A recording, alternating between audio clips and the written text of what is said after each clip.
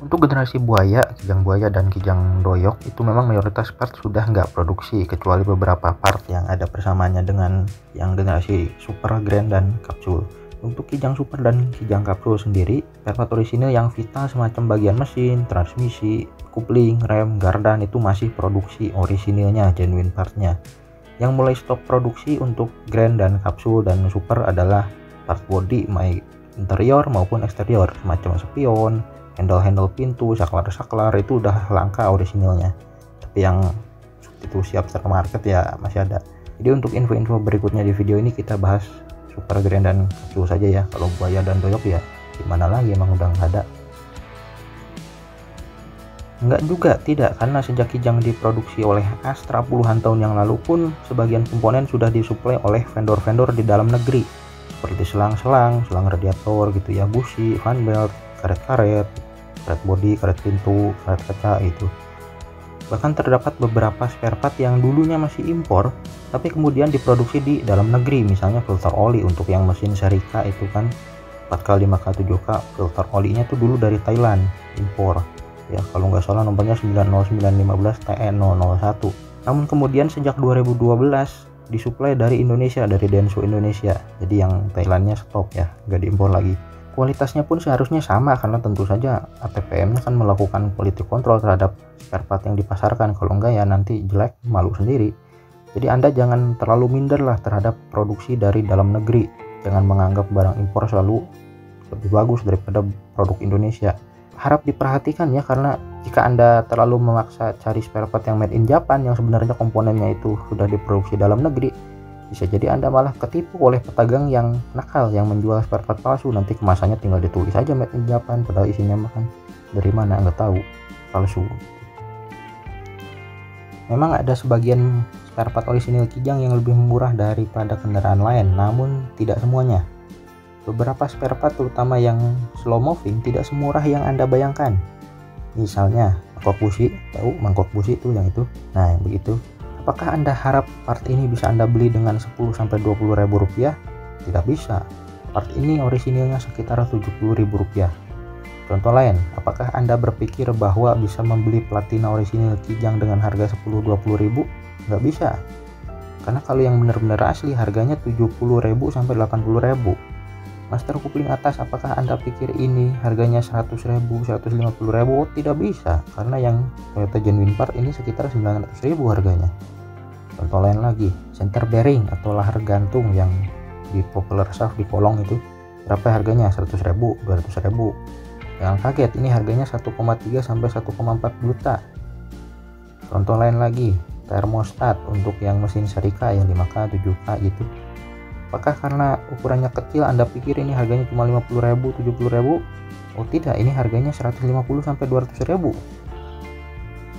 Apakah Anda yakin bahwa itu asli? Karena begini, karena populasi kijang itu sangat banyak, pemiliknya juga dari berbagai kalangan, dari yang kaya sampai yang melarat, dari yang sekolah tinggi sampai yang buta huruf juga ada kali. Nah, keadaan seperti inilah yang menjadi peluang bagi beberapa oknum ya, ketika ada spare part yang agak-agak mahal, maka oknum-oknum tersebut kan tergoda untuk memproduksi spare part yang aspal, terlihat asli tapi isinya palsu. Yang jelas di bengkel resmi, di dealer Toyota seperti Auto 2000, Nasmoko, Tunas, Astrido, dan lain-lain ya, sesuai daerahnya ya, yang megang kan beda-beda. Memang masih ada sedikit kemungkinan ada orang dalam dealer yang nakal ya, namun kemungkinannya kan sangat kecil.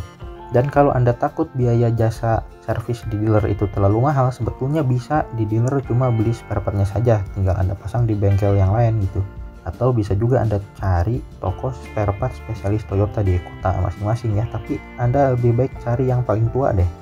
Kalau bisa yang sudah berdiri beroperasi di atas 20 tahun. Kenapa? Karena setidaknya mereka mengalami masa kejayaan mobil kijang zaman dulu ketika masih diproduksi, sehingga pengetahuannya tentang spare part mobil tersebut kan sudah cukup tinggi. Selain itu mereka juga, kalau dagangnya tidak jujur, sangat kecil kemungkinan usahanya dapat bertahan sampai 20 tahun lebih kan, pas sudah terbongkar boroknya. Jika Anda sudah benar-benar paham, benar-benar yakin bisa membedakan spare part asli dan palsu, ya monggo aja silahkan.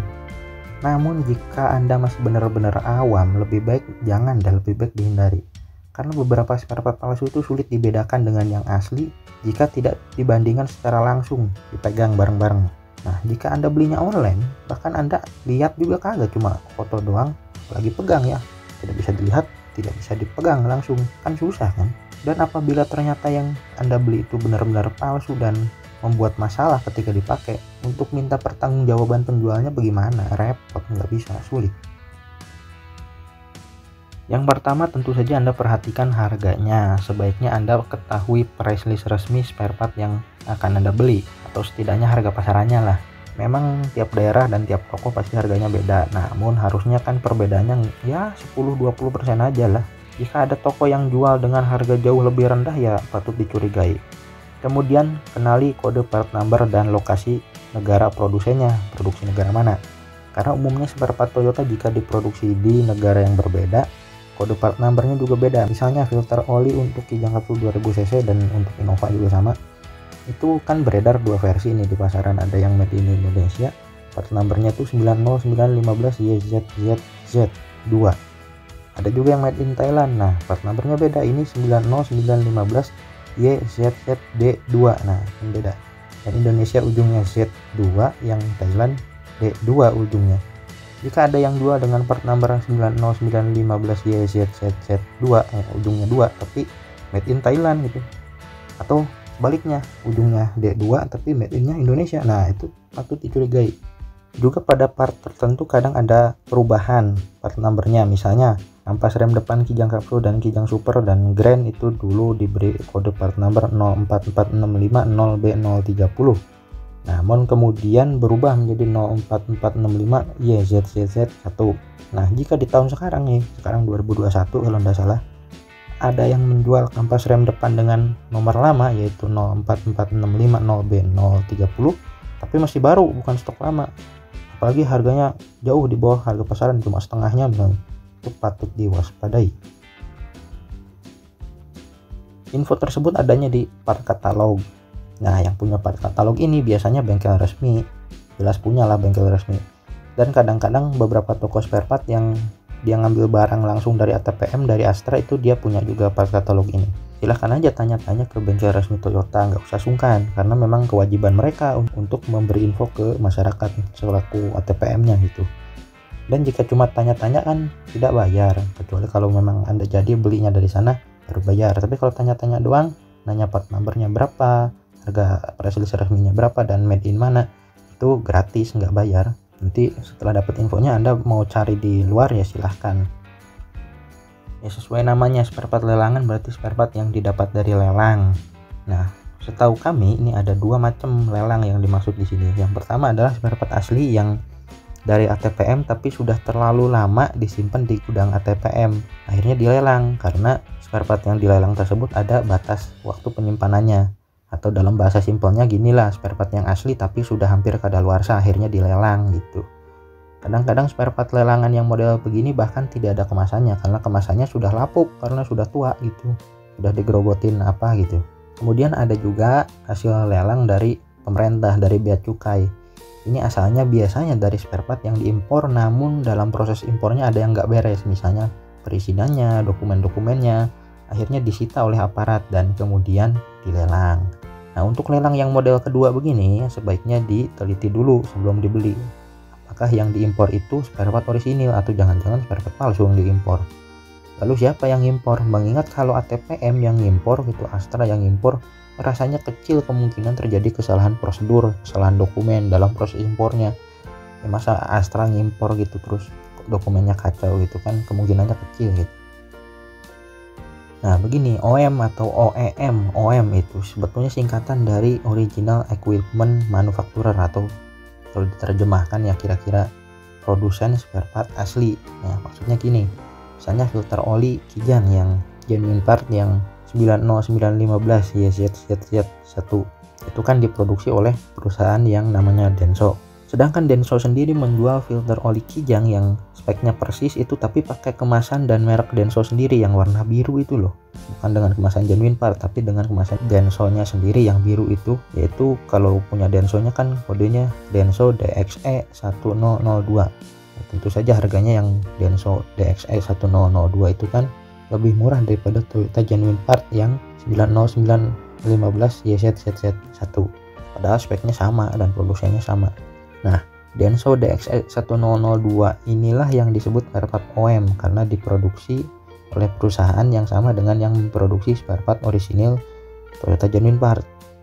Itu makna asli dari OEM. OEM itu maksud aslinya seperti itu.